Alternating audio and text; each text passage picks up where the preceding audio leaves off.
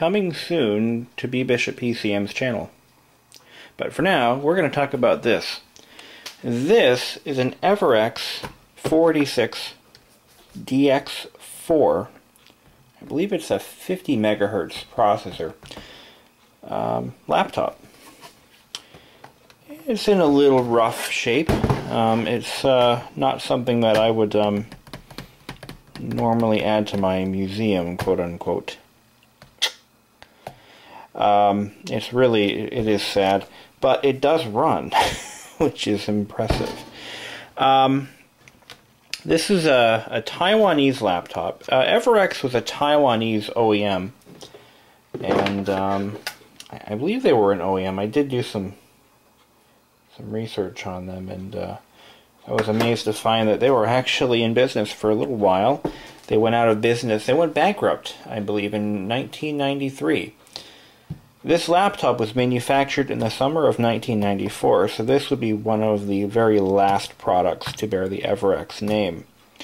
If I'm not mistaken, they are bought out by another company at some point. Anyway, they were big-time Taiwanese manufacturers. I believe most of their stuff was sold under private brands or other brand names. I don't think this is my first Everex. I had something similar to it. It had the same look and feel as this machine, and it was just as chintzy. You got to realize a lot of these early Taiwanese laptops were very, very cheap. They were expensive, make no mistake, but they were cheaply built. You know, the plastics were of low quality. This is a very cheap ABS plastic that's been coated with a metallic anti-EMF shield, or EMF shield. The hard drive caddy is right here, and this is one of the more unusual caddies that I've ever seen. But what it does is it turns the hard drive sideways, and it has this kind of a right angle adapter for the ATA cable. And this does have a Toshiba, I believe it's a 340 megabyte hard drive. And this is the 2.5 inch size, but it's a full height 2.5 inch. It's almost 3/4 of an inch thick. No. Yeah, close to it, but not quite. Again, it is in rough shape. You can see that the hard drive caddy has suffered some stress fractures around the screw holes. And my hypothesis is one of two things. Either the hard drive had been taken out and reinstalled but over tightened, or the plastic started to shrink around the screw holes. Lower quality ABS plastics do things like that. There we go. It has, you know, it's interesting how fairly complete, yet not really. It is.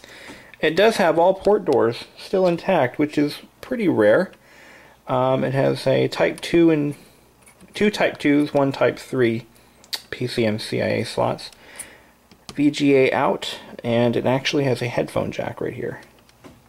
Really bad place for a headphone jack, but let's say you're on an airplane and you have to open the door to listen to music. I mean, come on. Well, actually, you know, I just hit me. You wouldn't be listening to music on this because this was 1994. You would be, if anything, listening to the soundtrack of your Sierra Online game, whatever flavor of the Sierra products you're playing. Anyway, it does have an optional docking station. There's the door for that. It's a nice little fold-down door, which is pretty common on higher-end machines. But if I can get it to close back up again, it is like I said, very cheaply built, even for the time period. And then you've got this door here for the parallel and serial connectors. It does have a removable floppy drive. This model would not have had an optional CD-ROM drive, only because it was a little bit it was, number one, it was a newer machine. Or I'm sorry, when it was new, CD-ROM drives and laptops were not available to my knowledge at that point. Laptops were a big compromise in those days. They really were. If I were to guess, I would say this is possibly for an external or a secondary battery. No, maybe not. But I do see two connectors in there. One for the floppy drive and one for something else, and I don't know what else would go here. Zip drives weren't likely as an option on this. Perhaps it could have been for another hard drive caddy. Although, you know, it's really tough to say, but I see two terminals back there for power. It is possible that there could have been an optional battery pack, but not, you know, maybe there was an auxiliary battery pack option. I don't know. But anyway, I know there wasn't a CD drive because you couldn't fit a CD in that space. So, and this, again, 1994, you got to think realistic here. In 1994, CD-ROM drives were just beginning to become popular on multimedia desktops. Multimedia laptops weren't really a thing yet. Although, this is somewhat of a pseudo-multimedia machine, and I'll tell you how in a minute. Oh, hell, I'll tell you now. It does have an internal sound card. I'm amazed by that. The driver isn't loaded or isn't installed, but it does have it. And I can tell because it has a microphone and an audio jack on the back here by the PS2 port. And the headphone jack is a dead giveaway. Secondly, and I'm going to show you this keyboard, which is wacky, but this keyboard actually has volume controls on it. Now, in 1994, that was a very new thing. That was almost unheard of. Because, again, laptops were not like they are today. Today, a laptop is a fully featured machine. In fact, they're taking the place of desktops. In 1994, if you owned a laptop, you owned it because you needed a laptop. See, nobody really needs a laptop today. A desktop would do just fine. But yet, because of their affordability now and the miniaturization of electronics, they're becoming more common than anything. And in fact, they're now being replaced by smartphones. But in 1994, laptops were typically owned by the super wealthy or businessmen and women, or businesses and given out to the employees for work. That was how laptops really started out. Most people didn't go out and buy them as primary machines, so they were a compromise. They didn't have CD-ROM drives. They didn't have sound cards in many cases. They were very lacking in features, and even the displays on laptops back then were terrible, even the good quality ones. You know, they just didn't have the range or the image quality of a good quality CRT. You know, that having been said, this is actually quite a decent machine for its time period. Now let's talk a little bit about this keyboard. It is quite unusual. This laptop does not have a power switch at all. To turn it on, you actually press Function Enter. To turn it off, Function Alt Home. Not typical. If this sticker was missing, I would have to think on how to turn it on. Honestly, it would throw me for a loop. It also has a dead key, something I've never seen on a laptop or even a desktop. But it has this looks like it would be a key, but it's not a key. It's a dead key, or like a dead pedal on a car that doesn't have an automatic or manual transmission. Just a very unusual thing. Layout is fairly typical. It reminds me of a Toshiba keyboard layout. In fact, I think that might have been the inspiration for it. Toshibas typically have the home, page up, page down end keys, or the word processing keys on this side. And I don't like these keyboards because when I hit backspace, I usually hit the home key by accident. So when I was like using these laptops, 10, 15 years ago for actual work, I just didn't like this layout keyboard. I preferred the typical ThinkPad layout, or the compact keyboard layout, which was very similar. You'll notice it has a trackball. Now, before trackpads, there were 2 pointing devices available on laptops, and one of them was a trackball. The other option was the TrackPoint, or the AccuPoint, as I believe IBM called it. Those were fairly common in the very early 90s on Toshibas, Compacts, of course IBMs, and I've seen them on other lesser known brands like AST. I had an AST Essentia 910 that had one, and to me that was the preferred pointing device. I hated trackpads. Even to this day I hate trackpads, but unfortunately they've become so commonplace that I've gotten used to them. My preferred method, honestly, if I were to pick from any pointing device, was the old-fashioned internal trackball. I love the trackballs. They were typically high-quality devices. Many of them were made by Logitech as custom components for these machines. And I know that Apple's were made by Logitech. The ones that were integrated into the Apple Macintosh PowerBook series, the early ones. There was one other manufacturer that used them, and that was Compaq. The Compaq, actually the earlier LTEs, like the 486 and 386 era LTEs, had them built into the display, which was quite unusual. They were located right here on the display. And on the Compaq, oh my god.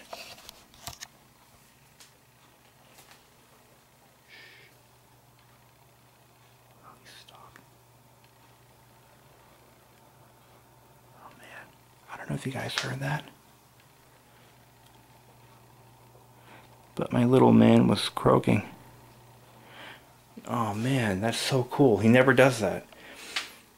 Alright, I have frogs, as you well know, and I should have turned the damn camera light off. But he was over there croaking. It sounds so cool when they do that, or vocalizing. But he was going like... He almost never does that.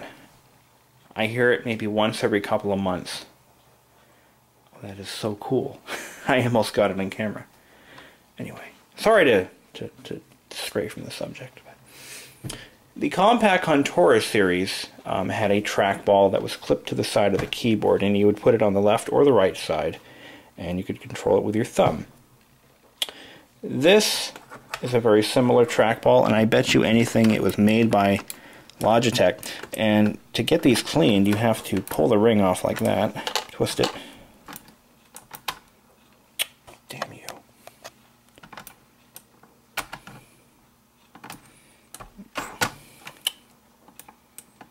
Turn the laptop upside down sometimes helps. Let's take a look here. There it goes. That's how you get them out. This is a pretty heavy marble. Anyway, so that's the internal of the trackball, and you've got little roller wheels here and here. This one actually, I know this is not a Logitech, because a Logitech trackball would have little sapphires as the suspension bearings for the ball, and this one has what appear to be stainless steel bearings, but Logitech uses sapphire bearings. They're red. You can tell them right off. They're like transparent red balls, and so that's not a Logitech. It could be some Taiwanese version. Anyway, I've been droning on, and you still haven't seen this thing run. So let's get her done. Missing a battery. That's another downfall. Oh, and the hinges are gone. There's nothing holding the screen up. That sounds healthy. So the battery and the hinges would automatically put it into my parts bin. unless I find another one like it, which I don't ever expect to. But it is what it is. So we need to give this thing some power, and now my stomach is gurgling.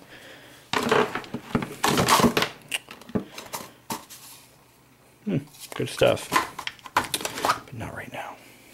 Alright, function. Ah! I can't use my frickin' A. I'm gonna use two hands to turn it on. There we go.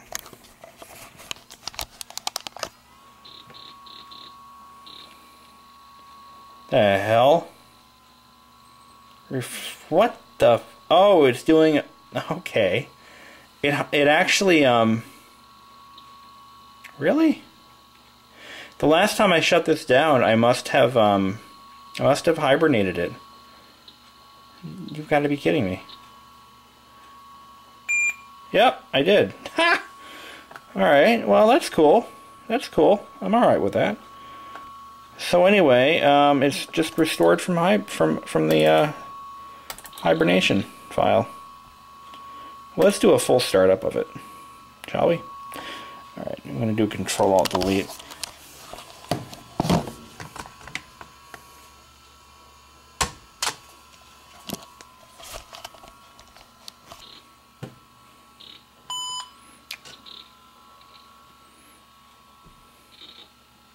I'm going to increase the screen brightness. Once again, a two-handed operation. I guess my hands aren't that big.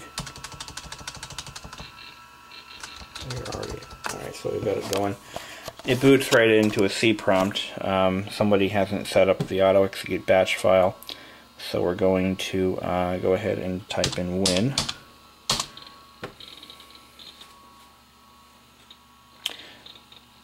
Got Windows 3.1.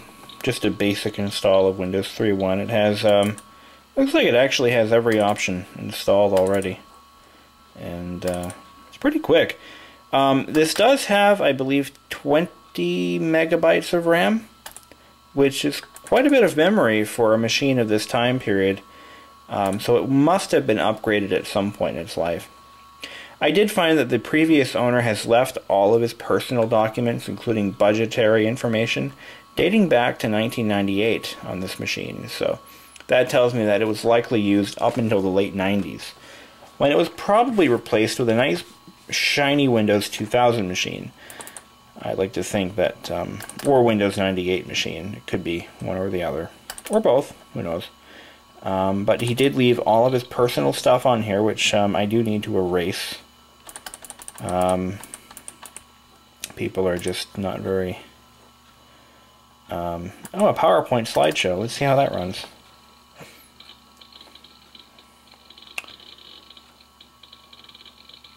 Hard drive act.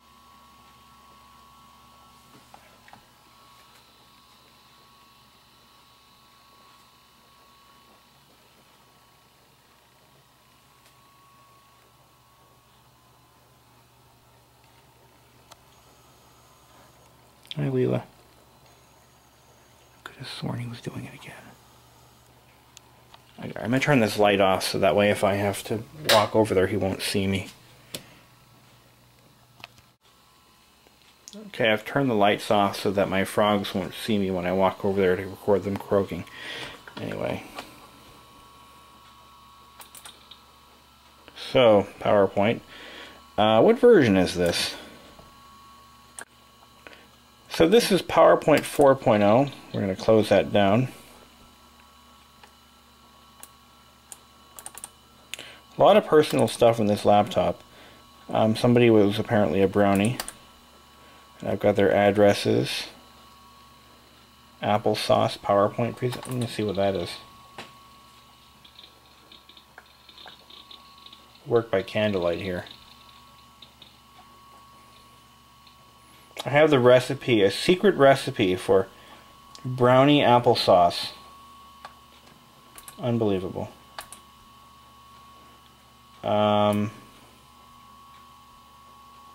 Okay, really? Slideshow. Here we go. I'm now reading the secret recipe.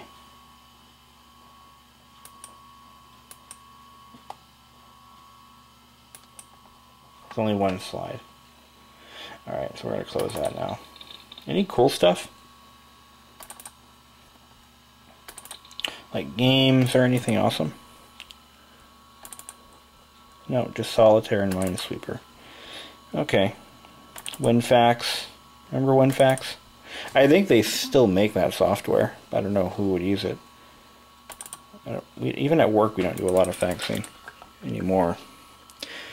I would like to try to get the sound card working. I'm going to just load up a generic let's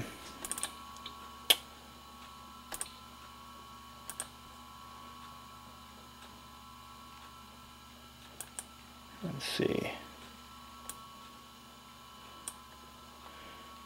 Is that really microchannel? Creative Labs? That was my stomach again.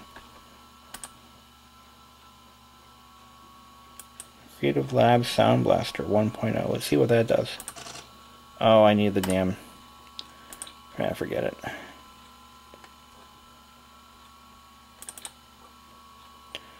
Yeah, the system sounds won't load because there's no functional sound driver loaded on this machine, so...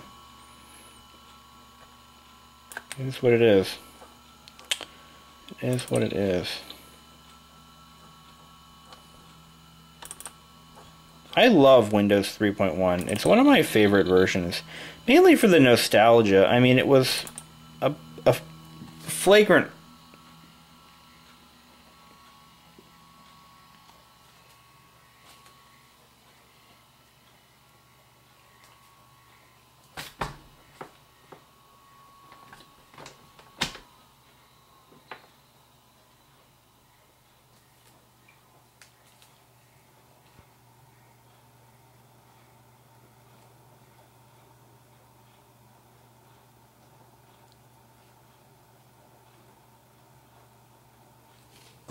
Shit.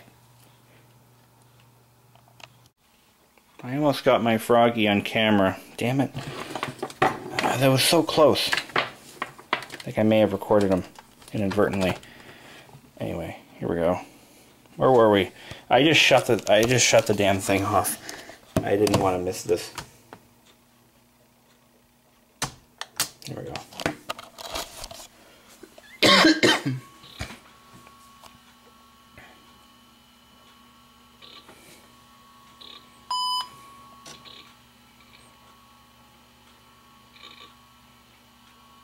Oh, it's a 75 megahertz DX4. And I think I saw 28 megabytes of RAM. It's pretty damn cool. It's a lot of memory. For a machine of this vintage.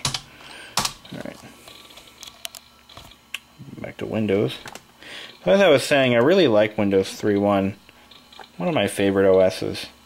It was a flagrant ripoff, or obvious ripoff of Mac OS, and they didn't really hide it. It looks just like Mac OS, but anyway, well, not exactly. It's similar.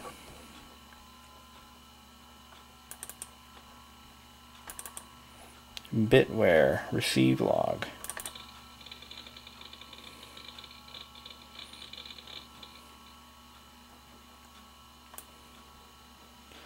God, these were the days.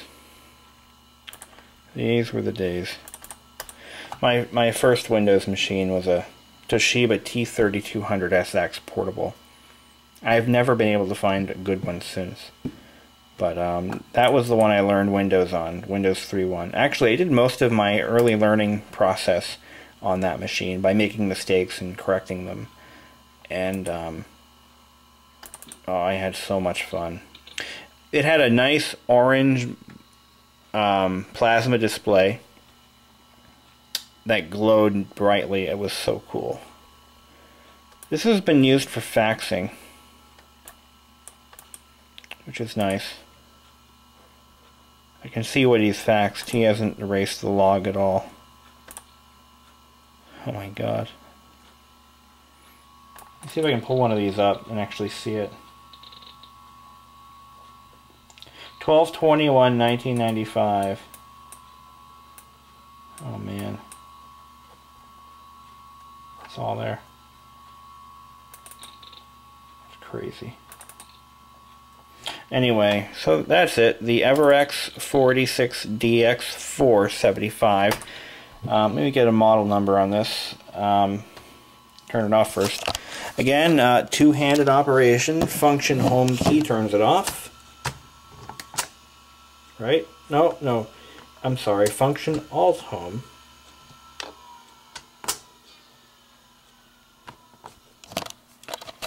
And it does have a thin film transistor display. Latch isn't broken, but the hinges are gone. Sad. It's a Designote. Cool. Alright, that's that. Until then, guys.